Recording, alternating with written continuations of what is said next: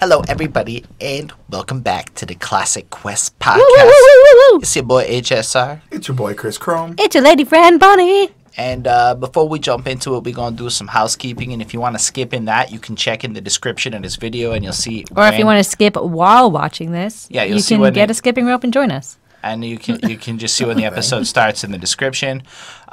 So just to let you know, as you come into us, we take these albums that we talk about, we go through them track by track. We are not necessarily the most astute hip-hop scholars. We're just folk trying to learn, give our impressions, and at the end, we provide a grade. And before we go into it for real, though, big shout out. And if it's like over 4, we usually say it's a classic. I changed my mind. For me, it's 4.5 on 5 for it to be a classic. I'm too picky. I'm going to have to go with the 4. So, before we jump into it, though, I want to give a shout-out to our patrons, Lindell Williams and Mozart. We'll give in some more details at the end of the video about that, but just thank you for helping us out and supporting us like that. It's really cool. Much appreciated. We also want to just give our favorite comment from last week's video talking about MF Doom's Born Like This from Mr. Fluent Truant himself. He was the contest winner who requested that, and he had to say, I do think this is definitely an underrated project. I thought that this album seemed appropriate to review now that you have done 3 albums. That was our third Doom album. From Doom, and understand his style and lyrics more. That's true. Our first one, it kicked our ass. Our second one, we did a bit better. This was our best effort. We felt a little bit more comfortable. I agree with what was said about the intro being sort of underwhelming, because it kind of was. It has always been seemed kind of hastily put together to me as well. Overall, great review of the album, breakdown of lyrics. It was interesting to see your opinions on this album, so you can check that out if you're interested. Another interesting comment I saw related to that MF Doom intro is apparently there was some sampling issues with the original intended cartoons that he wanted to sample. So this was kind of a last-minute thing they threw together just to make sure they got it out. That makes sense, because that was kind of like the flaw in it. Like, it wasn't, like, the cartoons and, like, they didn't seem as, like, showcasey this time. Mm-hmm. Yeah.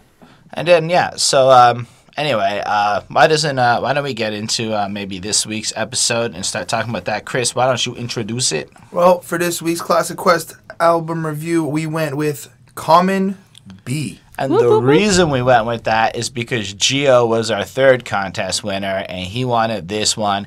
So we honored the request portion of our contest now in full, and we have talked about Common B. It was actually requested a few times, so I'm hoping a few of you are like happy that we're doing this. I saw somebody change their picture to Common B that had been commenting on some of our videos, so I was like, I hope that person's also happy. Oh, yeah. Anyway, why don't we do that portion of the show where we contextualize how we know the artist and how we've heard them in our lives and stuff. So, Chris, what do you know about Common? I only know that he's a rapper. I think I probably am wrong, but I think he may have been an actor at one point, done like some acting roles, little bits and pieces here and there. But that's really it. The only time I've actually encountered Common is actually 2 times. One of the many times my dad or my mom may have played it growing up, like whatever song they may have liked.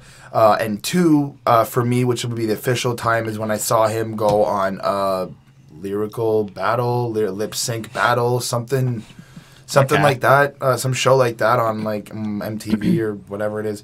Okay. That's when I actually first like saw Common and was like, oh, okay, that's who he is, and blah blah blah blah blah. But his name is a name that I've known for a very long time.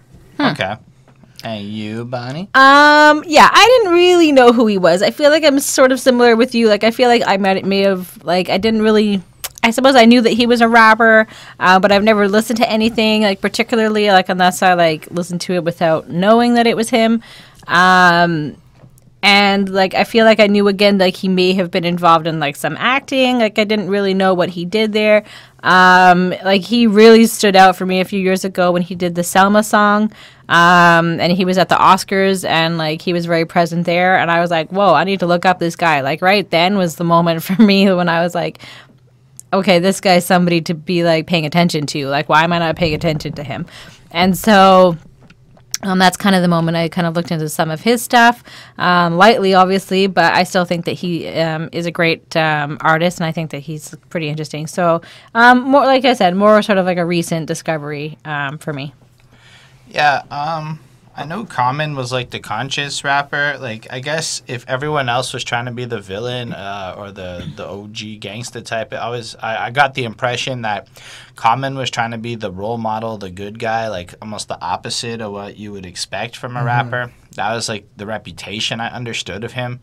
I can't say I really ever listened to my music, but like I know what he sounds like. Like if you had blind played a track and Common's voice had come on, I would have been able to go, "Oh, that's Common," because I've heard him here and there and whatnot.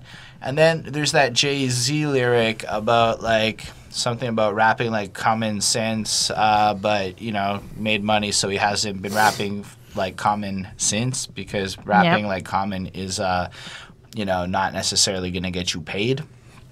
And I didn't realize he had signed to Good Music or whatever. I knew he was an actor and he'd done some stuff. I also knew he had done some fashion and modeling stuff. He just always seemed like a poetic, good guy. But I've never actually listened to any of his records. I know I heard I Used to Love Her because Bonnie did a lyrical breakdown for that. And so that was the first time I think I really cared about a Common song, and it was mostly because Bonnie chose to do it. Aww.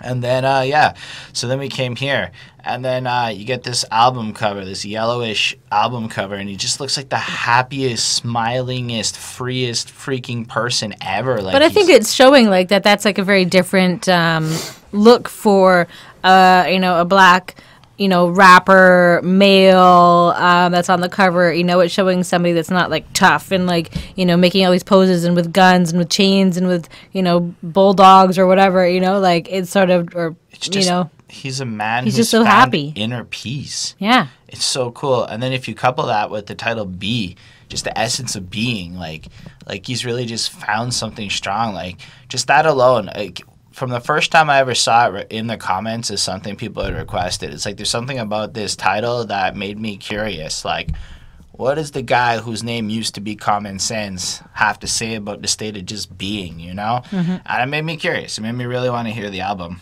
What about y'all? It's an okay album cover. It's not really anything too distinct, personally. It's Common's face.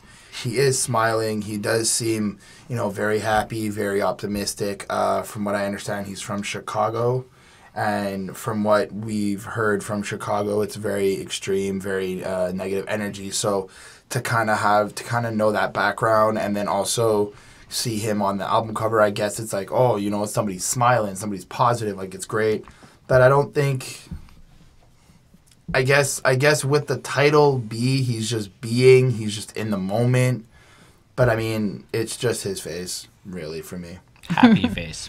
Yeah, I think that's the most important thing. I think it is just that you're drawn to his positivity, to like his happiness, his outward happiness, and like you can see his inward happiness through his eyes, through his smile, like in this picture.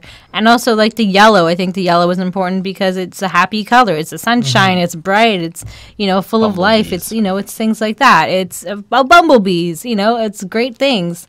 So I think it is a pretty positive, you know, and probably different type of cover that was, you know, among all the other rappers that were coming out at the same time. So that was May 24, 2005. Till Amine showed up. And it's totally just worth noting that with maybe two exceptions, Mr. Kanye West produced like the whole album. Yeah. There are two. Well, we'll point out the ones that he didn't produce. It's easier that way. And so it's cool, right? Because like if you look at the featured artist, you don't really expect as much Kanye as you end up seeing on this project. But not just that, but like I'm used to Kanye rapping for me growing up. So like when I hear like when I see featuring Kanye, I figure he's always going to be rapping, and he's not on like a lot of these songs. He's just full on producing it. Well, yeah. Anyway, let's talk about, I guess, the B intro, and we'll get into it. Stay on the mind, but I write many lives. They lay on these lines, wait the signs of the time. Alright, so this starts off with some fingering of a bass. Very nice intro playing around, and the main riff. I've decided that I'm going to call it Bass. I'm going to spell it Base from now on. Okay. I'm ignoring that entire argument she has. It samples the Albert Jones song Mother Nature. And yeah, how do you feel, Chris? It's a nice start to the album. It really ties into, I guess, the title, the album cover, his positivity that you catch from it right away. The nice strumming of the bass is super smooth, super just it's not in your face. It's slowly creeping up. It's slowly getting up onto you. Kanye did a great job producing this track. And, Common just comes in and he starts giving you like these kind of punches, but they're not they're not aggressive. They're just really, there's the way he presents his music. It's really like just kind of there, like da da da da da. I like when he went, I want to be as free as the spirits of those who left. That was a pretty cool line. Trying to like thinking like when you die, your soul is free, and now you're trying to chase that feeling. We got arms, but we won't reach for the skies, waiting for the Lord to rise. I look into my daughter's eyes and realize I'm going to learn through her. The Messiah might even return through her. That was a cool line, kind of showcasing like you're always learning from somebody new. You're always learning from somebody, whether that the older, younger. I don't have kids, so I don't really know what that like connection to that would be. Well, it's just that you know of. Well, it's just the innocence of children, right? So when you look at life through the eyes of a child, absolutely, that's exactly where I got it from. Like just knowing, like you've heard. I've heard people people I know who have kids, like they're like, oh, I see things differently when I look at my son or my daughter because they don't understand why we're acting a certain way or we're doing certain things, and they just kind of think of the simplest way to handle it. And yeah, it was a really powerful line. Well, I think he's also saying that it's important to set a positive example. That's true. Absolutely. And then I like when he went, the present is a gift and I just want to be. It's kind of a cool way of saying carpe diem, living in the present, seize the moment. Overall, it's a really strong intro to the album. I gave it a 4.5. Nice. Only a so yeah, I mean, I liked it. It was quite a jazzy intro and like the cello or whatever. And I thought that was like an interesting mix with like the sort of digital, very, very digital sound, like electronic sound versus like the symphonic type of instrument that was like being played there. So I thought that was like a really interesting mix between the two. It sounded very positive, I'll say that much. And he just wants to be like a hero, black man, and make a difference in the world and do something positive. He wants to be free. Like I said, it's just a very positive sounding song. It sounds very nice. Basically, I love every aspect of this song. The ending is very great. Common sounds very poetic. And that he just wants to be in the moment, like Chris said. In the present, because I think the past makes you feel guilty and the future makes you feel anxious. So if you have those things on your mind, then you're not going to just be in that moment. And I think that's what's important, to just, be present. I think that's what he's saying. And he talks about being from Chicago, and this song just basically sounds like freedom to me. Like, it just sounds like upbeat and free and just like light. It sounds so good. I gave it a 5 on 5. It's a great song. Yeah, I mean, you really get like an energy to this album right away that's conveyed. Like if the first or the intro of your album's supposed to kind of set you up for it, I think this might be one of the most effective uses of an introduction. I mean, the way that music comes in, it's just this bass line, right? And it's cool. It's profound. Almost like the way the piano notes in Runaway by Kanye West are so profound and just like suck you in. Then it builds in, and then you get these weird digital sounds, and like a good minute passes and you're like, okay, what am I listening to? But it's like, it's cool. It really sucks you in. And then Common just drops like these serious fucking lines. Like he's kind of just laying down his mission statement for the album a bit, like, and how he ends up as wanting to be. He describes the freedom that is found through like the deaths of various like people, like Malcolm and Coltrane, who are more like significant, prominent figures, but then his buddy Yusuf, so more of like a close to home thing. Yeah. And then through death grew conception, new breath and resurrection. For moms, new steps in a direction. I'm like, damn, right? Like just the idea that by dealing with these kinds of deaths in these situations, like, you're able to almost reinvent yourself or revisualize new types of things. I don't know. It's just that kind of level of depth that came in. I mean, you guys touched on a few things, but I did love how he dropped like references to Chicago's like right away to let you know where he's from and the kind of context and the city he's from, especially with what we know of Chicago in terms of not being the most pleasant situation. Or I like when he's like the chosen one from the land of the frozen sun, which is apparently another Chicago reference, where drunk nights get remembered more than sober ones. And you're like, damn, right? Like it's like just the reality where like everybody's drunk and wilding out and shit, and the sober nights just aren't so significant or mattering. Like it's just deep, you know? Or maybe they just happen like less. Yeah, like, or walk like warriors. We were never told to run, explore the world, to return to where the soul began, never looking back or too far in front of me. The present is a gift and I just want to be. And it just kind of like ends and it kind of flows right into the next track. But you really almost, like, it fits the title of the song, being an intro to be, and he kind of puts you in a state of mind. He is the hero of Chicago in terms of this music, and he's going to lay you down with the knowledge necessarily. I guess that common sense that he's known for. I gave it a 5. It is one of my favorite introduction tracks that I've ever heard, honestly. It was really fucking nice. Yeah, absolutely. And then we can talk about being on the corner. Rolling the rolls. Now I roll in the O's with windows that don't roll down. All right, Bonnie, how did you feel about the corner? So this is about, as far as I was aware, this is about when he was involved in a street gang and when hanging on the corner. And I guess about the kind of, sort of, I guess about the lifestyle of crack and like that, stuff being involved in the hood, and how it was also cold on the Chicago streets, and it's known for being like the windy city. So I can imagine it is very cold. Plus, it gets to be winter there, and yeah, it's cold. And I guess like how they're just out there and smoking crack, and like even like the cold doesn't keep them like away. And that's where like a lot of stuff happened in the black community, like before the whole crack epidemic. Like that's where leaders and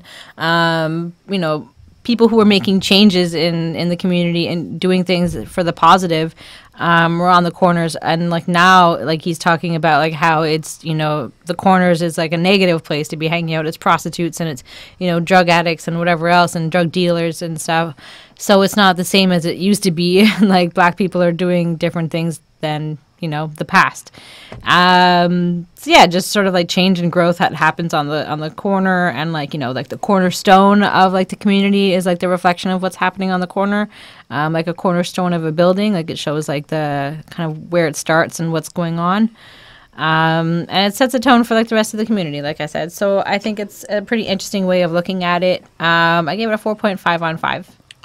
And you, Mr. Christopher? I agree with a lot of what Bonnie said. I don't think it's personally just about him. I think it's about the entire community. I think it's like everybody's on the corner, everybody's on the streets trying to do what they got to do to survive, feed themselves, feed their families, and all that. It seemed the song had this journalistic tone to it. It kind of explaining just like movements in the city and what he sees and what's happening. I like one line. I like a line. He goes, "Got uncles that smoke and some put blow up their nose to cope with the lows. The wind is cold and it blows." It's like, people are doing drugs because they're trying to cope. They're trying to deal with situations that they can't handle. It's freezing out and they're trying to maybe stay warm with the drugs that they're taking. I think also the blow line refers to like the drug itself. I think it's like a double entendre of the cold, like it's implying it's Chicago with the windy, cold city blowing, but it's also blow like the drug. Cocaine, yeah. I also like when the last poets who does the hook on this, they do the bridge. The bridge? They do the kind of spoken wordy poetry thing. Yes. Kanye West does the hook.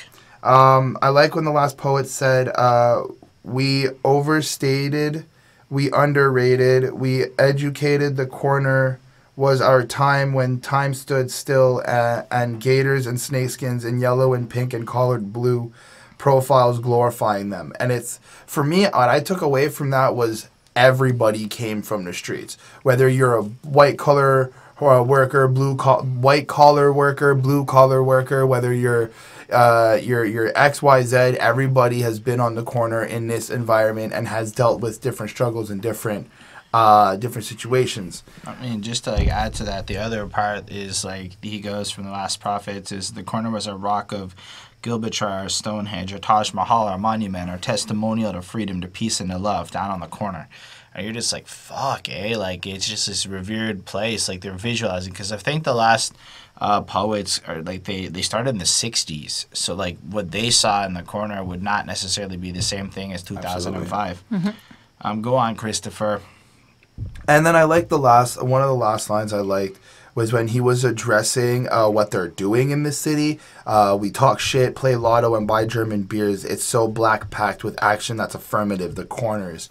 And that kind of tied it all in for me again. Like, he's talking about, like, when he said black pack, I'm thinking black people. I'm thinking, like, everybody's out on the corner doing what they got to do. There's a block party, you know, one of those yard cookout things. There we go. Tailgate or something. Like, I kind of feel like he's basically breaking down where he's from and giving us that insight on how his city is and trying to show us what he sees. It was really cool. I really liked the beat to it. I really liked the spoken word aspect. I gave it a 4.5 out of 5. Nice. Yeah, I mean, I really dug it too. I think Kanye sounds amazing on that corner, right? On that chorus. He sounds vicious. He sounds harsh. Like, it's almost like you don't recognize Kanye at first, but he comes in with this almost gangsta shit, you know? Like, it sounds really cool. In general, this song has like this theatrical feel to it, like where it's almost creating a montage to the corner. But then you get into like Common's lyrics, and they're just so fucking dense again, you know? Like, I really dig when he's like, desires of street life, cars and weed types. It's hard to breathe nights, days are thief-like. The beast roam the streets and the police is Greek-like. Game at its peak, we speak and believe hype. Bang in the streets, hats cock left or deep right. It's steep life, coming where is sheep like rappers and hoopers and strive to be like G's with 3 stripes. And you're just like, whoa.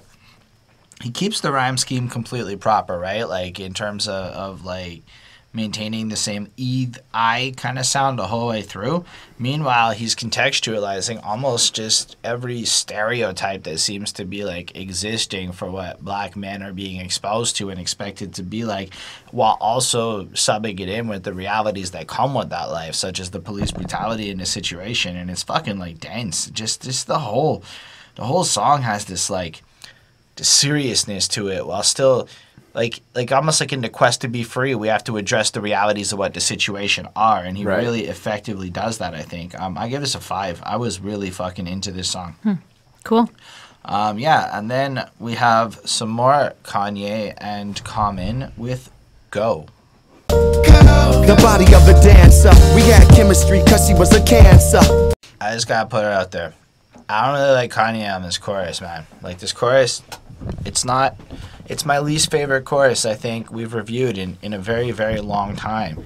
It's just that go, go, go, go. Go, shawty. It's your birthday. On the count of 3, everybody go back to your fantasy. Song is now contextualized. What we are about to hear is the fantasies of Common, the sexual fantasies of Common. Yep. The music video reinforces this idea. If there was ever a music video for Chris, this is it. It's like literally case files of his fantasies playing out as the music video. Yep. Man, but forever move faster, so I had to go. The go is John Mayer. Yeah. That was really cool to find out. So you have Kanye on the chorus, and then John Mayer is that go sound, that one like word repeated over and over again. That was back when he was cool. But forever move faster, so I had to go. Still I gotta pause when I think about her and them draws. Nope, we know where this song is going. It is. We're just gonna go. And ooh, baby, she liked it raw. And that's a clever line, because she's like, baby, I like it raw. Yeah, like he's going back baby, and shooting I like back. it raw. But he's also implying What is that he happening? likes to stick his penis inside of the lady without wearing a Don't condom be on silly. it. Protect your willy, comment, and I for know, all I you know. other True folk that. watching. I mean, it's You his wanna have fantasy. little kids running so around. it is his fantasy, so he's allowed to, I guess, Listen. in his mind, You, go bareback. in your mind, but- do whatever you want to do. In real life, But rubber it what's up. really important is while he's raw, like rain, when she came, it poured. So she's a squirter, and that's important knowledge for us. But I've got to give him credit. Thank you, Common. Freaky like the daughter of a pastor was another line. So we debated this. I thought he was banging the pastor's daughter. And I was like, no. I'm like, it's a simile. Duh. And then, but then came one of these other more interesting lines. Said I was bait for her to master. That's a masturbate pun, guys. Yep. Which is totally fine if you do that. Bars? Is it up there with the poop bars? It's something else. Anyway, so I could have her. She said there were some girls that it did to attract her. A new chapter. She said she was after. So the girl wants another girl. It's a good idea. I'm not hating this. To a place you want to be. Get what you want from her and me. Free love. I want to see hot sex in the third degree. He's not really being subtle here, but he's also not really being that clever here. No, third degree threesome. You getting served. Yeah, it's like you getting served while you're serving me. So now you're just picturing that the girl is going down and providing cunnilingus while let's run a train. No. It's more like the girl is blowing cum in while she's getting eaten out is what I'm picturing. Yes, I think we all pictured that. Anyway, as you can see, this is what this song is about.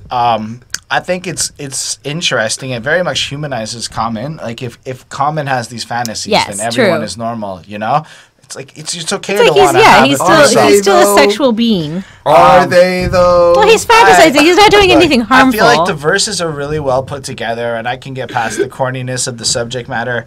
But man, I hate the chorus. I'm giving this a 4.25. Yeah, this is, basically what you said. It's a song about his fantasies, and, they're not really, I don't think that they've actually happened, but, maybe they have, I don't know. I think a couple of these might have happened. Yeah, and, he sort of just feels like, I feel like the go is maybe, the pressure from his peers, they're like, go, they're, telling him to kind of, do this, or, forcing him to, make these decisions, so maybe that's it.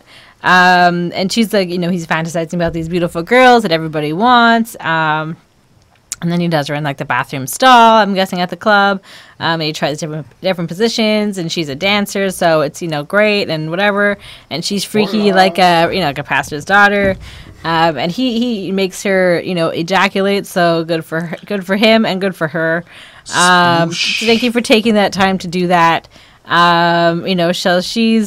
She's basically his fantasy come true, and it was an okay song. It wasn't my favorite. I kind of got annoyed with the song after a little bit. I gave it a 4 on 5. So, I don't really like this song.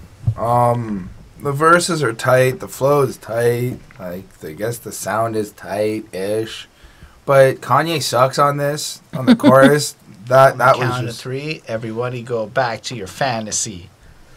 Okay, it wasn't that great, but I like from what I understood, I like this conceptualness of when you're feeling low and when you're feeling rejected and when you're feeling down, run back to your fantasy. You always got that to keep you moving, keep you motivated, stick with your dreams, stick with your goal.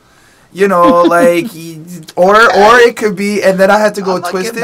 It could have just been run back to your fantasy. When you get rejected, you're on your own. You got to use your brain. You got to use your imagination. You took it a little too far. I get it. I get it. The whole but gesture. Let's just say, at the end of the day, though, the song itself is landing at a 3.9 because it's just not that fun to listen to. It's really just mainstream, really flat, very bland. John Mayer, okay, you're cool on the okays, but just this song bored the shit out of me. From a marketing front, I've seen him perform live. He's actually not that bad. I can't see how a lot of ladies would want to be his fantasies here. They're not exactly I've heard he's really into anal. I can argue that. I mean, a lot of times we've heard rappers talk about all the women that are throwing themselves at them. No, I get that. The girls who want that man who want this fantasy. I guess maybe. I mean, maybe I feel like he's very a dapper kind of guy. I feel like he's made to look that way, but he's kind of a little bit of a. But he's making it also sound like he can do you better than your own man.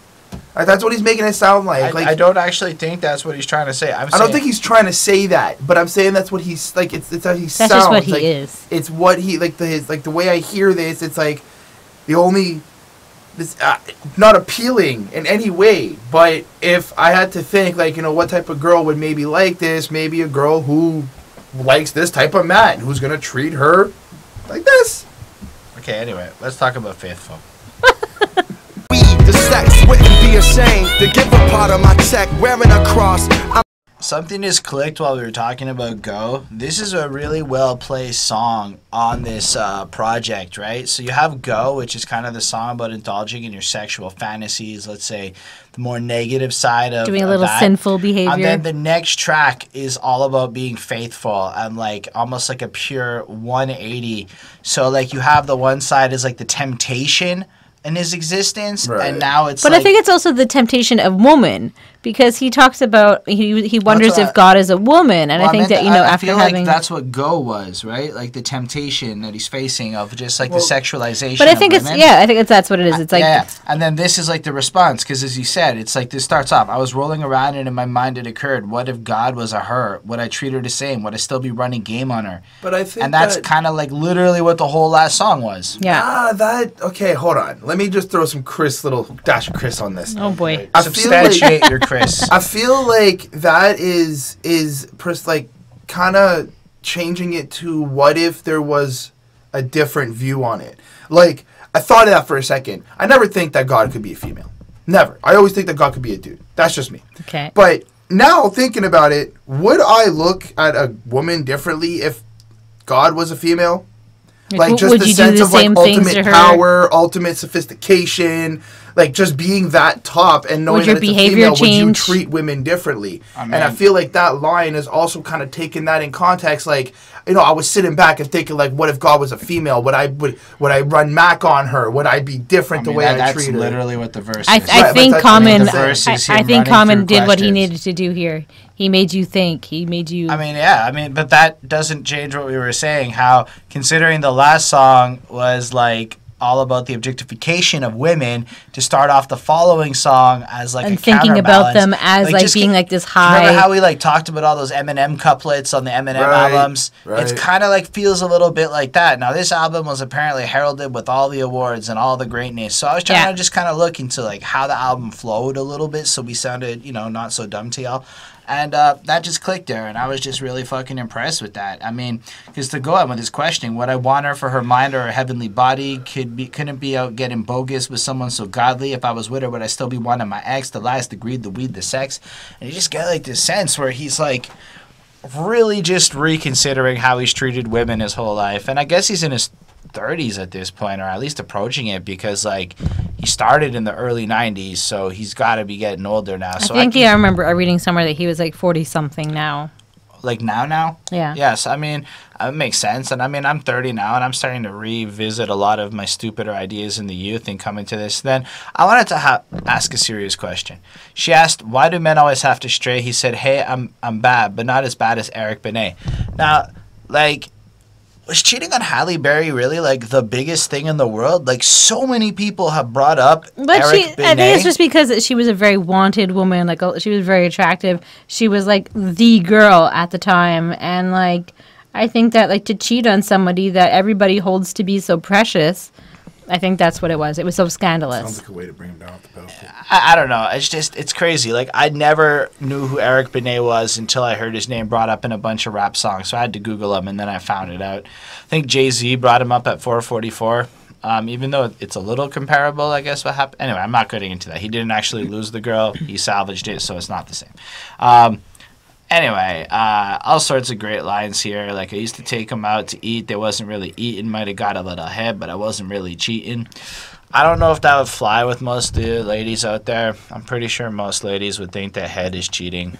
Just throwing it out there. Yes. But I could see how there is a way that in your mind it would be different. Anyway, this whole song kind of just looks into, first, the intention towards women through that first verse with God and like how he sees women, and he just kind of is pensive a bit. And then the second verse is interesting because it presents a guy who's got the wife and the kids and a happy life, but really still can't find that satisfaction and faces that temptation to go out there and cheat nonetheless.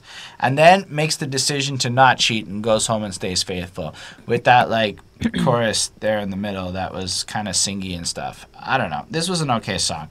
Lyrically and conceptually, I thought it was freaking awesome, but it's a little bit venturing into the more jazzy kind of R&B kind of side of music where, like, I really like what he's doing with this song, but there's not a lot of times I could see myself really going out of my way to listen to it either, so I give it a 4.25.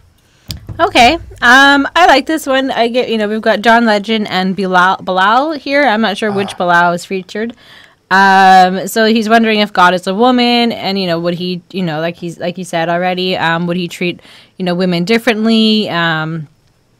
Would that reflect on like everybody, and like would people just behave differently towards women? And like, I just think it's a very interesting thought, and I think it is, one that's a progressive thought. I think, he's kind of ahead of his times, or, with the times. And it's also like his faith of Christianity might be different, but it also like he would still believe in Christianity, but the whole faith would be changed if like, power was put on women. And he's kind of questioning the faith men have in women and in relationships as well. So like to be faithful in a relationship and then like being faithful with God. Like there's two different types of being faithful in this situation. Because he's talking about not cheating, and like he's faithful in his religion, and he needs to be, if he really is faithful to his religion, he needs to be faithful in his marriage and true to her as well. Honor your woman. Yeah, yes. And like, honor your woman like you do God, like you should do something like that, like, and it could be one of the same. And I think that that's kind of what he's saying, like, what if God is woman, and like, so you should honor both of them. Chris is not in front of the mic, so he won't be picked up with his comments. That's all I'm Your trying subtle to do here. gestures were quite subtle. Well, anyway, keep going. Anyways, I just wanted to say all that. I just thought it was very interesting the way that he did that. I gave it a 4.5 on 5. All right, Chris, your turn. I enjoyed the song. You guys pretty much covered a lot of it. The only thing I really wanted to touch upon was I like how he's trying to make both equal. I found like initially at the end of the track, I found that he's trying to just say like men and women are both equal and we should just treat each other the same. Like we confirmed earlier, like adultery is a sin. So if he's highly believing in that religion and Christianity, then you'd want to be faithful, not commit adultery, and be faithful to God and your religion. But as well, like, take into consideration what that other person has gone through with you, your kids, your wife, like what is surrounding that entire situation, and like look at that as well before making that decision to cheat or make a wrong move. The other thing too was I like how he brought it up, the fact that it's him, and I think him as like the character, like the man or the male who is cheating. I feel like this is just more male oriented in terms of the main character. I like how he made it about himself, and he was like, because I'm not happy. It's not about like the other people not being happy or the situation just really being bad. It's about me not finding true happiness in myself, me being whoever I am, right? Mm-hmm. So that was really cool. I left it at a 4, though. I guess it's just, Holden said it. There's a certain vibe and a certain sound to this song that I'm just like, I wouldn't actively go back to it. I think if it came on playing at a party or something like that, or on a playlist, yeah, cool, I'd listen to it. I wouldn't change it, but I'm not going to actively go and be like, all right, press play. Okay. All right, let's talk about Testify. Though the place was his, they trying to take everything except the kids. All right, I want to hear what Chris has to say about Testify. But before he does, the sample of the hooky thing comes from Honey Cone's Innocent Till Proven Guilty, and it's lovely. All right, Chris. The song is cool. It's a very creative story about how this guy is with this girl, and they're on their way to apparently court now because the guy got in trouble for doing XYZ things. I'm sorry, I got locked out of my phone. I can't really check my notes, so I'm going to go off what I remember. So he got locked out from some situation. Right, he's in some situation, and he's going to jail. but she is playing this role of like loving him and wanting to be on his side, but then at the end of it, while the cops are taking him away, she wants to testify.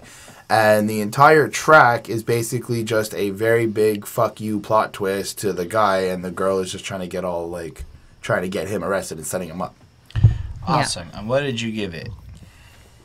I found it to be very cool. I like the mystery throughout the entire song, but I think it gave it away the first time in the first chorus when she was like, "First, let me testify." That already gave me that plot twist. The rest of the song kind of just built together, and it was cool to see how to see it play out as she was like on the other side of the fence. That's pretty much it. Not much really else to say. That I gave it a 4. Okay.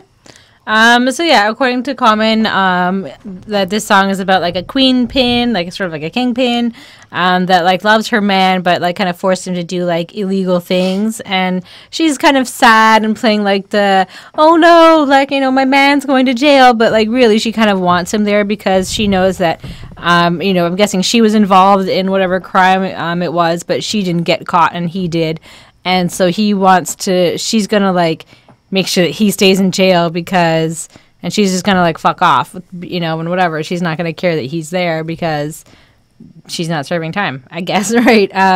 So it's basically just like the story of that, and that she's so faking it and how she looks so upset and her makeup smeared and whatever else, and then at the end she's kind of like laughing and smiling because she's got him locked up, and she's kind of like it's too late for her to be prosecuted as well because he's already been found guilty, and she's kind of like, whatever, bye. And yeah, so I mean, it's a good song, but it's a little bit unclear, I think, unless you're like following along with the lyrics, what's happening, because I find that the sound of the song kind of like kind of overlaps and like it's louder than I think the story a lot of the times, or it like somehow is there's more focus on the sound of the song than on the lyrics. So I give it a 4 on 5.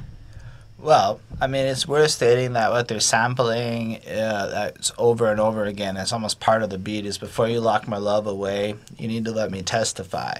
And that's just like really just built in. Like it's the hook, it's like part of it. So you get the sense that like this part, like even the beat is setting in. It's got this funky kind of crazy good vibe. Like it almost reminded me of the intro track, how good the funky vibe was to this song. And then he like goes through, like the whole song takes place over this court case where it starts off in the first part where she's commenting on like the system again. Like she walked into the court, her knees buckle, saying for a man to survive he needn't hustle, seeing that and been through struggle her whole life, made a transition from being his hoe to his wife. I mean, even just the idea, like just that part, like her dedication, like she started off as just some bitch she was fucking or whatever, and then managed to do whatever, the impossible, and flip it into a good situation, and she's had to like work for everything she's ever had, then the ATF bust in, and then her dad was also kind of like him, so it makes full sense that she'd be with him. Why is the jury judging him? It's kind of fucked up. And then her testimony is kind of implied to be the thing that will save him, like her character witness type shit. Then the song kind of expands over that as like we find out they arrested him for murder and gun possession, and then what's really interesting is there's 4 little verses plus this chorus. You have at the end of the 3rd verse, as they read back her confession, she screamed, then you need to let me testify, etc. But then the 4th verse kind of like almost implies that it was her testimony that like did him in, or sorry, I apologize. It's that her testimony was so convincing that she got up there and made everyone believe she loved him so much that, then you get your big reveal of the queen pin and shit. And it's just so interesting how he did it. And it says, I guess Common likes these plot twist endings, but I thought it was fun. It was theatrical. There was this great funky feel to this track that made me, I could listen to it every fucking day. I gave this a 5 on 5. It is one of my favorite tracks on this album, 100%. Let's move on to Love Is ... Gotta reach that frequency. Loving you is loving me. Before we begin, I promised you that if we talked about a song here that Kanye West did not produce, I would let you know. So there is another person who produced on this album. He was the sound engineer for this track and the second one. It is the late Jay Dilla, who is the one who did the production on this track. So that's what I wanted to say there. Chris, are you locked out of your phone? No, I'm here. Why don't you tell us how you felt about this track? The tone was definitely different. The sound didn't sound the same because obviously someone else produced it. But you get that right away. Like, just coming into this song, you feel a different type of vibe, a different type of feel to it. So it was very refreshing, very nice. The concept behind this song that I understood was Common is just basically trying to preach love and positivity. Showing his like energetic side, his positive side to us, his optimistic side, but he's also trying to like show us like how it's hard to find love or happiness coming from where he is. Verse 2, there's a line, he goes, "In the hood, we love we was told to run from. The same hood where the guns sung, we holla love, hoping it'd become one." And you get this sense like everyone is like, everybody's like preaching peace, love, and you gotta violence, but where he's from, they're like, no, we don't care for love. We're running towards violence. We're running towards pain. We're running towards anger because that's all we know. That's all we have here. And he's still trying to look past that hate and past that anger and trying to find that love, peace, positivity. So that was really strong. As well, I also liked when it went when he goes the hook very meshed well with the voice and the instrumentals. It wasn't like overlapping, it wasn't too choppy about it. It was really smooth. I like when he went reminiscing on letters I wrote in my small days, a letter to the people, love always, kind of showing us like even while he was coming up on the rise, he's wanted to preach this like positive energy, happiness, and it was great. Very, very consistent with the living now, wanting to be and just exist, and the happiness on the cover of the album. It was great. I gave it a 4.5. I just had another epiphany. What? What if the Testify song couples into the Love Is song? Hear me out. So Testify, we have an example of a misconstrued love situation that's put out on display for us, right? And that is following up the Faithful song, which already was, again, a misconstrued love situation, even if it was complicated, right? So then the Testify... which follows up the Go song, which is supposed to be... So are you saying this is like a 4-song story? And this is the exact middle point of the album, right? So the 6th track of 11... And here we have his definition of love, almost, right? And so I think it was after showing what a corrupt version of love can look like, the wife. Lust. Well, I mean, the queen pin betraying her man, per se, a corrupt version of love. He's now conscious. He's showing how almost the environment that you come from makes it hard. Like, he touches on subjects like... It leads you to this kind of behavior almost. Yeah, like you and your baby moms thought love was a sport. As men, we were taught to hold it in. That's why we don't know how to, we're older men. If love is a place, I'm going to go again. And, like, you just get lines like that where you really see how, like, you're almost taught not to love, or you're taught what you're taught love isn't actually what the real essence of love that Common believes is. I know that... I like how he goes into that third verse with some say I'm a dreamer because they talk about it often. Seen the hardest soften while there's homie in a coffin. We walk and stand in falling with the right companion. We all in it. And he's just kind of like, they mocked me because I still believe in this pure essence of love. But I've seen it time and time again where love is this real force and this real prevalent issue. We holla love, hoping it to become one.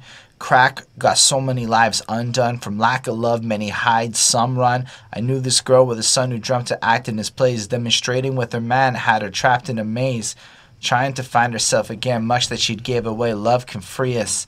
To some react as a slave. And you just get like the sense of the complexity of love and how it can lead to like negative reinforcements of bad behaviors, these illusions, like it can almost turn you into a slave. I'm pretty sure there's a line somewhere where this girl gives away love for free. If only you knew how much her love was worth, Yeah. Like people don't know how to value themselves. And it's such an honest look at, I guess, love and how complicated it really is. And I don't even know if this is limited to like the hood, let's say. I think that you can pretty much go into most people in our society and find that this lack of love or this lack of understanding of what love is really prevalent. And I thought this was a really cool song.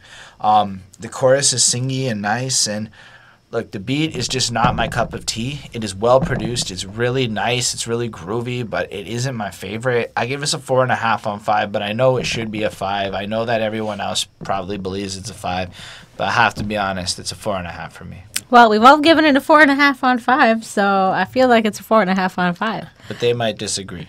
You might, but we don't. Anyways, so yeah, this is just sort of like how he's just trying to give like a new example of what love can be, and he's sort of just talking about like what love is in the hood, and like it's hard to know what love is, you know, in the hood, because you know everyone is like a thug and they're trying to be, you know, tough and violent and loveless. Like it's almost like, you know, like they're told not to be, you know, loving, and it's kind of like a sexist thing, like, you know, be better than that, like, you know, like that's, you know, don't have feelings, like that's for women, you know, kind of like it's that sort of like different rule. But I think that that's not the life. I think everybody should feel and be loved and, you know, have love, and it can't feel good inside to be that way either. So it's very like oppressing and very like angry and sad, and it, you know, gives you like all of like the negative emotions, you know, not having love. And so, you know, he's talking about like this example of a man who was fighting for his 5 kids. And that's sort of like, that's a different type of love if you're able to do that. You know, and he tells his daughter to find a good man. Again, that's, you know, he's giving love, and he wants his daughter to find love and, you know, find like a good loving man and someone who has love. And I think it's good advice that he's giving, you know, and he's also saying, like, love thy neighbor and love one another. Like, he just loves his people, just, you know, take care of them, like, no matter what. And he's, you know, if he can project his love into guys and gals like him, you know, who are going through something, or maybe who are involved, you know, in some sort of trouble, you know, that they're just missing that love, and he's hoping to kind of, through this song, in some way provide you love in your life, and you know that's something that's missing, and then you can be better than that. Like he's just trying to like get his message across and make you feel loved and make you feel like you can be better, and that's pretty much it. I think that's a great message. I mean, I'm obviously gonna give him like props for being so open and like such a sweetheart and everything else, and he's obviously sharing love with those who need it, and that's the message, I guess, of religion and everything else, right? Just love, you know, and you know, I have like a lot of, you know, like I think it was Mr. Rogers always said, you know, you should love thy neighbors. So I think that's important too. So obviously, good man, common, he's spreading this message. So yeah. All right, so let's talk about Shy City. It's a war going on. You can't fake being a soldier in the basement. Listen. This one's a little more intense, a little more aggressive, a little more bars, as we can say. Yep. Chai City. Chris, how do you feel about this song? The song's heavy. I like the aggressiveness to it. It really represents the atmosphere that the song's bringing. It's called Shy City. We're talking about Chicago. We're talking about the city. We're talking about his environment. Kind of letting us know like what maybe he used to go through on a day-to-day basis. I don't think he's really doing that now, or back when he dropped this album. I like, you know, one of the straight bars he said was, "I rap with a passion of Christ. Cross me, take it out of space, and thought they lost me." I like that a little. The crossword play with the whole being Jesus Christ. I enjoyed that. I also like. They asked me where hip hop is going. It's Chicagoan. Poetry's in motion like a picture now showing. It's the city, the city, the city. You know, I kind of just got, he's like standing up saying Chicago's taking over. We're the one who's going to be on the rap game now. We're going to be making sure we bring like the firest bars, the craziest beats. But it gives us this like, just this feel of like what Chicago's up to, and really just kind of trying to put it on the map. And I think that when you think about representing your city, he did a really good job representing his city on this track. I gave it a 4.5. Yeah, I mean, I also agree with you that the first like verse of this like song is amazing. Like that line, I rap with the passion of Christ, blind cross me, and I just think it is like such like a religious thing, but it's also, you know, and when you look at it, you know, when you carry that cross, like you're carrying the struggles of other people, and I think that he's kind of like, he's kind of dealing with that as well. you know, and he's also saying that he's passionate. Like, he's passionate about his music and what he puts out and, you know, the system and, you know, his art and everything. And he's kind of fed up. He's kind of saying, like, what's happening with, like, the rap game. And everyone's kind of doing the same thing, and he's fed up with listening to that, and so is everybody else. And that's why Common is being different. He's being honest. He's telling you the truth. He's representing and he's discussing, like, what's going on in Chicago. So he's doing something that, you know, maybe not everybody else is doing. A lot of people are talking about New York and maybe some southern places and, like, the West Coast, but nobody's really talking about Chicago so much. And hip hop, he's, you know, is the city. It's the soul of the city. He's kind of saying it's a part of it. And I think that's why he's discussing it, you know, like, as what's going on in Chicago. Like, that's, you know, basically the whole point of the song. And it's the real stories of like the people who live there. And like hip hop changes and grows there because, you know, everybody else does. And I think that it's like the tale of the people and the real truth about what hip hop is. It's whatever you make it be. And it's just sort of his, you know, like your stories. And like those who aren't representing are like fakers and liars. And he doesn't like that. I think he's kind of calling them out. I also really enjoyed the old school sound of this song with kind of like the scratching and like the remixing that was involved in this one. And it sounds like you're walking along like the streets in Chicago with Common, and you can visualize him there, and in a sense you can visualize yourself there as well. And so I think you're kind of like seeing his world and seeing his city, and like, you know, you're kind of seeing like the people that in his world as well. I really liked it. I gave it a 4.5 on 5. That's cool. I also like that first line, but I also like the way it transcends a little bit more. I'm back like a chiroprac with B-boy survival rap. So he's saying, like, I'm bringing my roots back to, like, the old days, to, like, where we come from. But it ain't 94, Joe. We can't go back. So he's, like, talking to Fat Joe, I guess, and he's kind of pointing out it's not like the old days. We can't really return to that era. The game need a makeover. So I guess that's kind of, like, that's why he's with Kanye, right? So he represents this old spirit, and Kanye's kind of giving him this new shit, you know? Mm-hmm. My man retired, I'm going to take over. Right? Because Jay-Z had retired, so the takeover is a Jay-Z thing, and anyway, that's a cool line. I'll turn the TV down. We can take it higher than that. So here he's kind of commenting on the way reality television and the way it kind of portrays the culture, just the music videos and stuff. He's like, I'm done with that, you know? I wonder if these whack realize they whack. So he sees these people and he's like, yo, do they even know how dumb they look and all that shit? It was pretty self-explanatory. And the reason that my people say they're tired of rap, inspired by black Muslims and Christians pushing cutlasses dope and other traditions.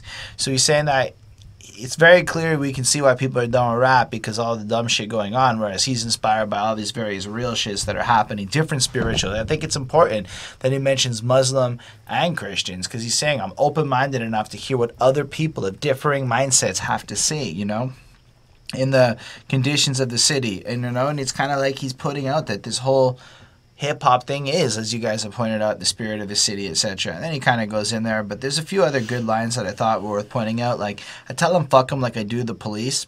Yep, that's a good line right there. The beast is running rampant. I'm in between sheets trying to have sex that's tantric, like Sting. He didn't say like Sting, but I can't help but think like Sting whenever I hear tantric sex. But it's good to know that Common knows about tantric sex, so when you think about the threesomes from the earlier song, he's into like long-lasting, making sure everything counts type experiences. So I'm okay with him, you know? Anyway, it's a fun song. And then it ends with this cool, like, throwback sound. Common sense from the city you win. I give it a 4.5 on 5. I feel like it's a gain in that realm of, like, amazingly crafted. And if I dug the genres that were being used a little bit more in preference line, I'd be calling it a 5. But I'm landing on a 4.5 for how I feel about it. So Dave Chappelle introduces them all on the food. The food. To hear the story again and again about these young brothers from the city of Win. All right, Bonnie, how do you feel about this guy? So this was interesting. This is basically just about like the struggles, like the life in like the sort of south side of Chicago, where it's like a struggle to provide like your family with like food, I think is like real. I think that's also kind of it. So Common and Kanye were like introduced by like Dave Chappelle on like his show, and I thought that was really cool. And I don't know if that was like maybe like how they got their big break. Like I'm not sure if like that's why it was featured. But I love Dave Chappelle, so that's always cool. And like sort of like the intro to the song. So Kanye has 2 kids and a baby mama and is like late on her period. That's sort of like the story that he's telling. Yeah. And like, what did he do last night? Like, he sold drugs, and like, you know, it's this or the kids have nothing. Like, he doesn't really know what else to do.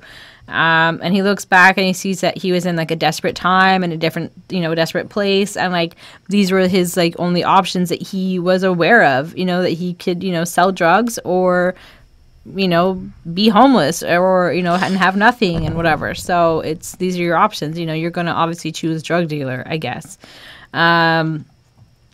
And so Common like has to kind of like let go of his past and move on from what he did, and Kanye has to kind of do the same thing. That's kind of like what they're talking about. They're just kind of letting go. They did the sacrifice. They did what they had to do to get, you know, out of the hood, and they just need to like get past that and like just let go of all of that and just be in the present moment now. I thought it was a great song. You know, it's about, you know, the sacrifices that you have to make, and you know, you can't look back and dwell on those choices. So I gave it a 4.5 on 5. And you, Chrissy Poo? I like the lyrics behind the song. I like the message and the concept, but I didn't like the song itself. The piano was okay. It wasn't like the greatest piano riff. It felt kind of like a little bit like an ice cream truck was kind of coming and going from time to time with the way that the beat was kind of jumping around with the chime sounds there. But overall, I mean, the song's okay. They're fighting to put food on the table. They're explaining what they had to do growing up, you know, decisions they had to make, and on the rise, following their dream, following what they're doing now. It was not a bad song. I don't know. It just didn't enthrall me as much as the other tracks on this album did. So I gave it a 3.9. Okay. I mean, I like it. The chorus is pretty, like, fun. You just got, like, Kanye bouncing around. And, again, it's this, like, bluntness, right? Like, oh, man, I got 2 kids and another's on the way. What do I got to do? And then, like, the ad-libs, though, like, the pow-pow, pow-pow, like, they just, like, really respond to it. And it's really chanty. Like, this is a song meant for a live performance and a good time, you know? Because, like, the crowd would be bouncing off that. Then, like, Common just kind of, like, responds and goes through some verses with some context. Like, y'all know the spin wells, the trucks that's detailed, heartless females that want to ride in them. Okay. Felt the Southside venom in raw hides and denim. So, you know, he's got a nice car, and there's some gold-digging type girls that he's meeting. Pimp minds collide with him, a system that tries victims. So now it's a little bit of manipulation and dark times coming. We living in, my man in the fast lane pivoting, on the block, white is selling like Eminem. That's a pretty cool line. They're saying that the cocaine in their neighborhood is moving so fucking fast that it's basically like Eminem's fucking album sales at the time. And then he follows it up, on the block, it jump off like Kim and M. So, but the violence in a situation like that is as bad as Eminem and Kim. Go, Common. It's true. That's a cool fucking It was line. well said. But I really like that bridge part at the end where he's like, I know I could make it right if I could just swallow my pride, but I can't run away or put my gun away. You can't front on me. No, I know can't let it ride. And it's like, I think that's Kanye that's doing it. And it's, again, this like Kanye self-awareness bullshit that he did. But he does his whole career where he's like, I struggle. I'm not perfect. I'm flawed. I'm trying to do the right thing, but I'm having trouble. That's Kanye for 8 years. Why are we getting so mad at him today? Anyway, at the end of the day, I get this a 4.25. It's a cool song, but like thematically, I'm a little bit less interested in it than some of the other ones. The chorus is fun, but like the 5th or 6th times, it's a little bit grating. And I don't know. Like, I feel like it's a good song, but it doesn't have the same draw as some of the other ones.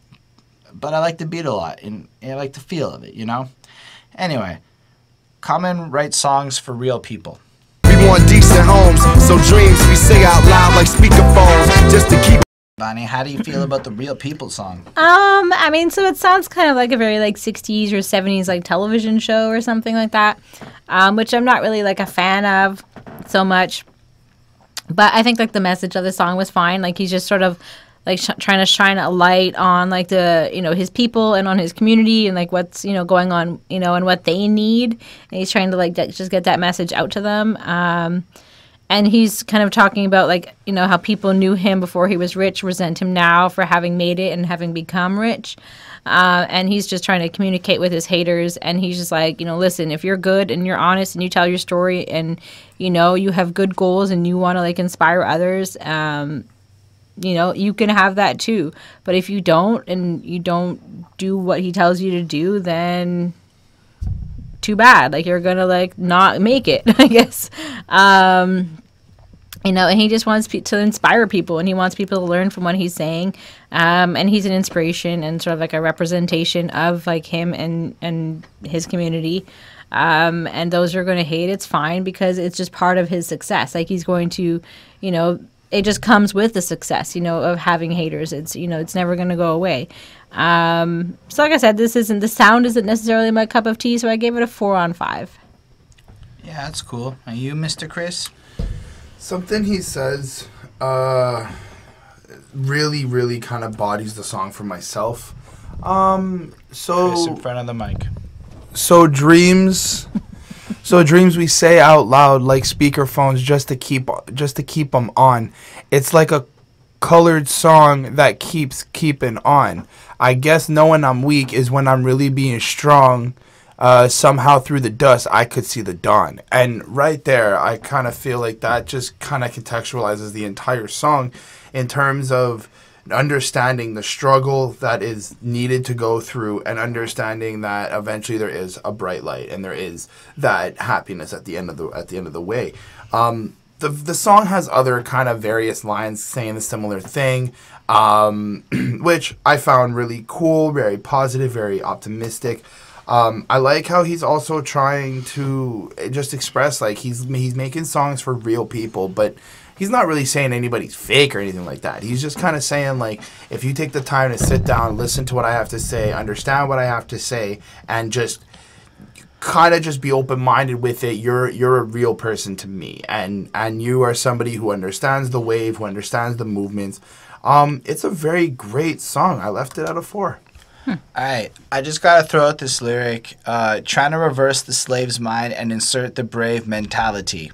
I think that's what Kanye was trying to say with that situation. He said it wrong, but he was trying to say that because that's what he explained. So I heard that, and I'm like, Common said something like that, and he contextualized it and articulated it well. But he's friends with Kanye, so maybe Kanye was, like, inspired by Common, and he's just not as articulate as Common is, and so he struggled. I learned that Common does not like it when black men are dating white women. He's mad at them as if he knows their moms, which I thought was an interesting line, and I wondered if that was, like, an implication as if this person might be actually mixed. It's not like a white girl, but like a mixed girl, or if it's just like it's not really his place to judge people he doesn't know or some situation.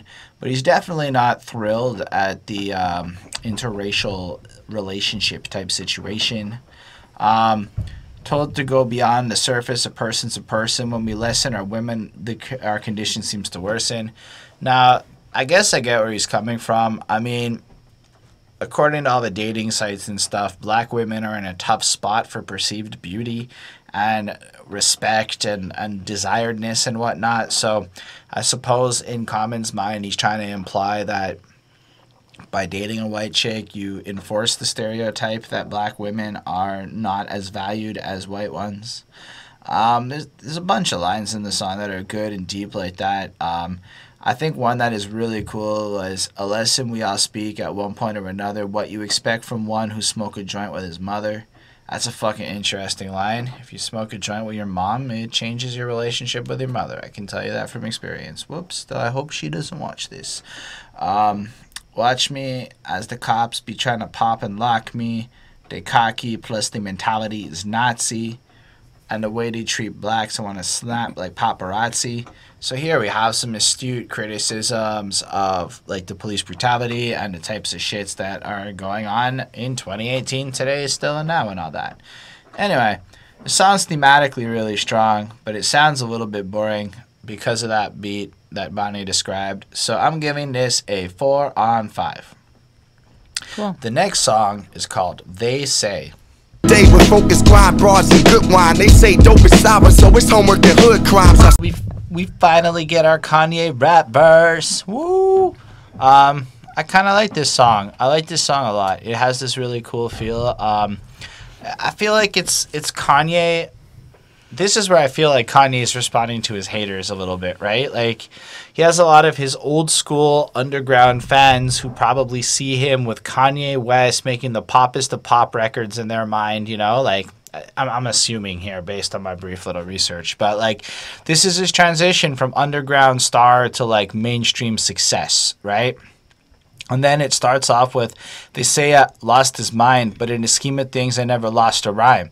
So he's kind of like, he's reacting. He's saying like, look, y'all can say what you want about me being crazy and flipping shit up, but he's like, in my mind, I haven't changed anything. It's the same thing, you know?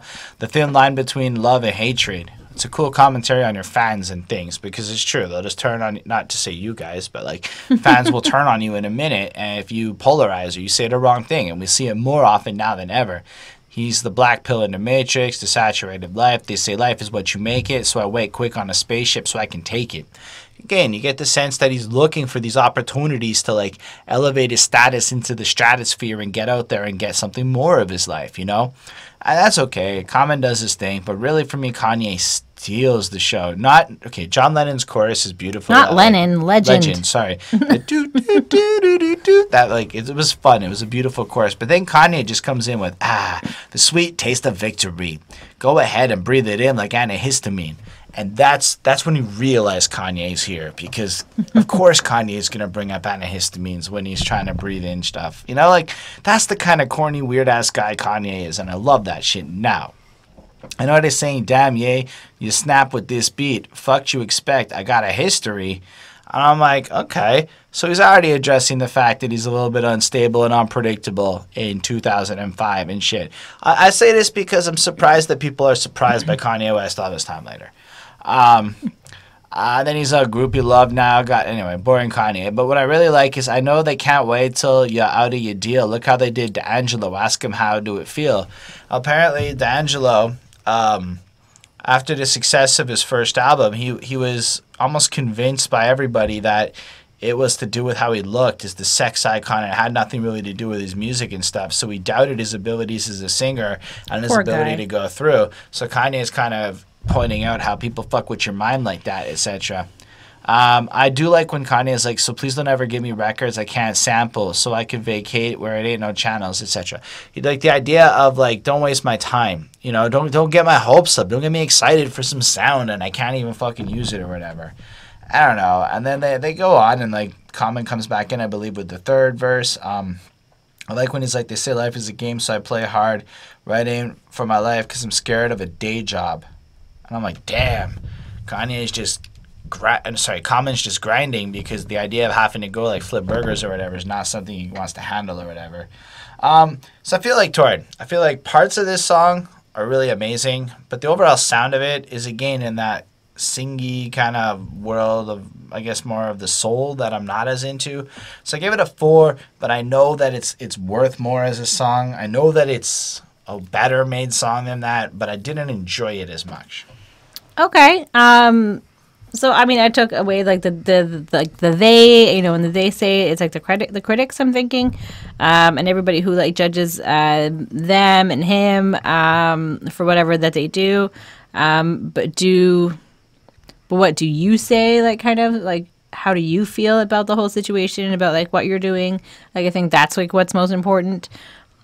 He's the truth in this oversaturated world. Like, he's being honest and like telling you like what's going on, and he's being real with you, and he's not just like saying like, oh, I'm just doing all this stuff, ha ha ha, whatever. Like, he's being honest. You know, he's kind of saying, if also like he's kind of questioning like, if there's more white people than that have like, that are in the haves, they will obviously be the ones to blow the numbers up and make everything else white. And if there are less black people who have power to do that because they're in jail or they're killed off, or they have less time for that because they're struggling and they're hustling, you know, to try to keep up with and just to have anything, then obviously, you know, like, you know, that's, you know, black people aren't going to be mainstream because they're not being able to support them by like the communities that want to support them, even if they could. So that's kind of what he's saying about like the whole system that's going on. And Common's friends almost don't recognize him anymore because he's changed and he's evolved so much. And then you have Kanye that comes in, and God only puts in his path like things that he can handle, and he's like aware. And people all think he's crazy, but there's a lot of back and forth, which I think is, now that we know that he's bipolar, I think that makes a lot of sense. And that he's driving himself crazy. And he's going to have him check himself into an insane asylum. And he says again, so maybe he's already done this at this point. Common tries to tell young kids and like youth that there's more to the world than just like that little hood that you're in and like that, criminal behavior and whatever, like these bad situations that you're in. The world is bigger than that. Like you just have to realize that and be good and try to get out of there and be the best and try to, when you do make it, don't forget about those people who are still struggling. Like go back and like help them and provide for them and like provide like hope and charity for your community that you belong to at one point and you were struggling then too. So I think that's what he's just trying to say. But for me, this song was a bit too loungy. I didn't like the sound of it too much, but the message was great. I gave it a 4.25. And you, Chris? I overall enjoyed the song. I think that this is the haters song. They're kind of just responding to what people are saying, the backlash that they're getting for being either different, crazy, or sounding not like the generic music that's coming out now. John Legend, beautiful voice. I enjoy that. Kanye gave us this rap verse. I guess this is what I've been waiting for on this album so far. that rappy, aggressive typeness. I'm not saying Common's not aggressive or can't rap. I just feel like he's got this more smoother R&B feel to him on a lot of his music than what Kanye gave us here. Common did a good job. It was a good overall. It was a good song. I gave it a 4. I don't have much to say about it. All right, so It's Your World Part 1 and 2, Explicit. Career got down with a couple of beers, came back home, now I gotta pay back. My favorite kid is the one who goes, I want to be a duck. Best kid. This track is another J Dilla beats. Kanye has a couple of verses. Then there's Common, not Kanye. Common has a couple of verses describing his little summary. Then there's a bunch of kids describing all the things they want to be. Like, I want to be a fireman. And it's really cute. It's really, like, inspirational. Like, I want to be a duck. That kid is adorable. And then his dad pops on in and just says some really fucking inspirational shit all around the idea of being, Like, my favorite part of that is he's like, be here, be there, be that, be this, just be in a state of like here and now, I guess. Be grateful for life, be grateful to life, and then the best line ever. Be gleeful every day for being the best swimmer among 500,000. Whether you're a male or a female, it is worth noting that when the sperm went up in there was a lot of little spermies going on. And all of us here are the winner of that race, like the very first achievement of life. You beat out the race of 500,000 other little swimmers to get to that egg and fertilize. And he starts, Yay. But like if you think about his idea of being, he's bringing you back to the basics in such a fun fucking way. And just really inspirational and shit. Common has lines, I think, like, night blows, stoves don't work, hoes at work, a warrior, so I wear 'em on my shirt, wish I was free as Che was, I spend a day buzz, tripping on heights, wishing for Nikes in different flavors. Again, contextualizing how people kind of see themselves as being free, chemicals, materialism, etc., but really he wants to be free in that kind of revolutionary way. Or I liked when he was like, my generation never understood working for the man and of being broke, I ain't a fan. Now I stand in the same spot as my old man. My life, I plan not to be on this corner. I still want to see a California, but this is my world. So he has like this empathy with this generation of people who don't really want to go and do normal work. So they condemn themselves to repeating it. He's like, this is where my dad worked and sold his drugs. Now I'm on this very same corner doing the very same thing. In his mind, he's picturing just heading to California, which is far away from Chicago, probably like paradise by comparison. But And it's sunny and warm. he's still stuck on his corner doing what he's got to do. I mean, it's just really strong, man. Like, yeah, I mean, it's a great track. It's a really powerful outro. I mean, when you listen to the Pops Part talk, it's like 3 minutes of it, but you feel inspired. You feel like you get a really clear definition of what B, the album title and everything, is supposed to be, so that you're not left with any wondering. And it is 8 minutes and change, but it's amazing. And I give it a 5. And it's like the perfect way to end the album. It does remind me a little bit of the long-ass album outro on College Dropout. So maybe this is a Kanye thing, but fuck, I love it. It's very cool. Yeah, I mean, this song is basically saying, like, you know, be real, be honest, work hard, stay positive, have faith, have hope, and you can achieve anything. And he kind of talks about, like, how his mom never really tried to connect with him, and his dad was, you know, wasn't around, and I guess it was, you know, whoever his mom was dating at the time, and he, you know, I guess she dated a few different guys. And, you know, he went to college and came back broke. But somehow he made it through. He sees that this was his world and he can do whatever he wants. He wants to go to California, but the corner calls him back, like, kind of, but he knows that this is his world and he can do it. If he wants to go to California, then he will damn well go to California. And talks about a woman who knows, he knows that who was hurt a lot, as a kid, and he knows kind of he says, and how you're in pain and how nobody else cares and you have access to drugs and they're all around you, then this girl who's, like, in so much pain is going to obviously make that choice to use if it's easily accessible. I think that's also, you know, the fact that, you know, if you're having a down day or you're having a bit of a depression, you know, that's one thing and you might be able to get out of it. But if there are drugs all around and it's so easy to just access them and it's so commonplace and you're barely even judged for doing them, then you're probably more likely to do them, and then that's, you know, you're just gonna end up getting hooked that way.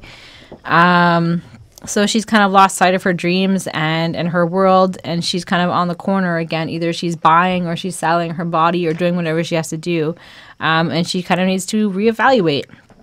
That's kind of what he's saying. And black kids have dreams about what they're going to be when they grow up, and, you know, they're giving, like, all these examples, and it's never a drug addict or, you know, a prostitute or something that's, you know, a bad thing, and something that a lot of these kids could, you know, very well grow up to be in these circumstances. And then we have Pops, which is his dad, and I think that was so nice. And he's very, like, it's almost like a sermon, and, like, you know, it's like a whole bunch of lessons that he's giving you and kind of reminders of how to be. And how to be a black man, and it sounds kind of like a mix between Charlie Brown, because of, like, the piano and, like, the light cymbal and, like, the sounds of that, and, like, the Sunscreen song by Baz Luhrmann. And I think that's, you know, you can be anything, just do something, make that effort. It's nice and long and a positive message, and I like the jazziness of it. It's a great message. I gave it a 4.75. All right, and Chris? It's a long song. 8 minutes and 20-something seconds. Yeah. But it doesn't feel that long when you listen to it. It's, like Holden said, there's about 3.5 minutes of him talking. Yeah. And there's about, like, 2-something minutes of just, like, actual music and rapping. It was good. It was a nice way to kind of give out this message of, you know, you make your world what it is. In a sense, is what I got it from. You are the creator of your world. You got to make decisions. Common did not get to where he is today without making different decisions, without doing different things. As Bonnie said, there is, I'm assuming they're black. They're the little black kids are explaining, like, what they want to be when they grow up, their dreams, their aspirations. I think that's part of trying to support the black community, the black culture. And it's also a reminder of, like, the innocence, you know, that's there as well. Right. Absolutely. As well, he's trying to, you know, sticking with, like, trying to bring up his city, his environment, and everything like that. Overall, I think that it's a really good way to end the album because it leaves you with something to think about. It leaves you with this moment of, like, optimism and feeling, like, boosted up because of all the positive energy he's giving you, but it also kind of makes you sit back and think about it for a second and be like, shit, like, I could be more grateful. I could be more humble. I could be. Exactly. Yeah. So what'd you give it? I gave it a 4.5. Awesome. So for the album as a whole, remember, for me, I think a classic's got to be a 4.5 on 5. That's 90% perfection. You know, that's a classic. That'll stand the test of time. Nah, I'm gonna say it's that's gotta what be a a classic 4. is, right? If you check out, I was watching a video on a classic. It's got to be able to stand the test of time. So I think that this album can, because it's so substantiated in wholeness and goodness. And sure, there's a couple of stylistic things that I find a little bit like they're not my favorite, but I give this a 4.615. Now, there's maybe, of all the albums we reviewed, maybe 6 or 7 of like the nearly 250 plus albums we've touched. That's why I'm saying classic. It's got to be like exclusive. I've given a ton of marks between 4 and 4.5, you know? But this is special. This is like a really rare kind of album that is not, like, it's hard to have flaw with this. The subject matter is just so pure and honest and shit. And even if you're not a huge fan of the themes of like music or genres, it's still a beautiful piece of rap music that just goes against the grain of everything you'd expect hip-hop to be in a stereotypical negative sense. Beautiful album. Yeah. I mean, this is, like you said, it is just a beautiful album. Like, it's impossible to listen to this and not take something away from it, you know, some sort of message, something that's going to make you think, something that's going to make you feel, something that's going to make you be. And I think that that's, you know, what he's trying to do. I think this was, you know, a great reflection on his world and on his life and, you know, what was going on and things he's seen. And I thought it was beautifully told. So I give this, you know, I'm usually a little bit of a harder critic, a little bit.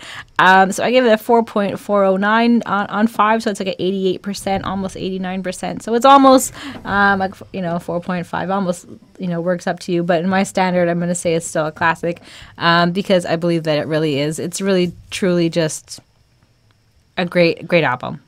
Fair. And Chris? I gave the album a 4.2. I think that it's a very unique piece of work. I think that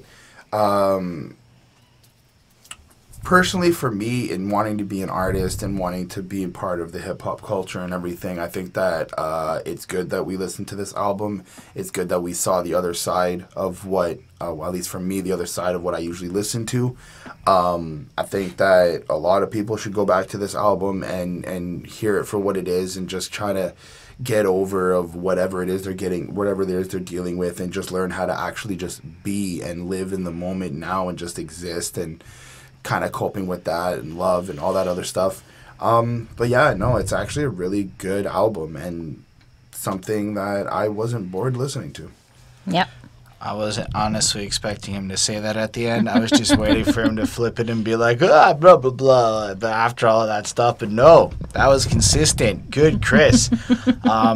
Thank you all for watching this week. Thank you all for being with us. Special shout out to Gio because this was your review that you requested. That's really thank cool. you. We appreciate you all being here. Without y'all and the comments and stuff, we wouldn't be getting better. We wouldn't understand hip-hop the way that we do, so we appreciate it. We want to also give some love to Lindell Williams and Mozart, our patrons. So if you do like what we do and you do dig the channel, you want to help us get a better everything, Patreon's a great way to go about doing that. You can join the request raffle. So next week's review that we're going to do actually comes from that. Both of these guys threw in their request. We picked one of them. And boom, that's what's happening. A random little raffle each month. So if you want to get your album requested and there's no contest happening, this is a good way to make that be a priority for us. And we're going to find ways to flush it out even further, maybe create a VIP list and a few other things. You'll also get early access. And if you have cool ideas, let us know in the comments. If you also can just subscribe to the channel for more reviews. We try to pop off multiple reviews a week. And if you like the video, you can hit the like button and all that fun stuff. And follow us on Twitter. Yeah, we'll be back next week. And thank you again. Have a wonderful week. Bye, guys. Bye.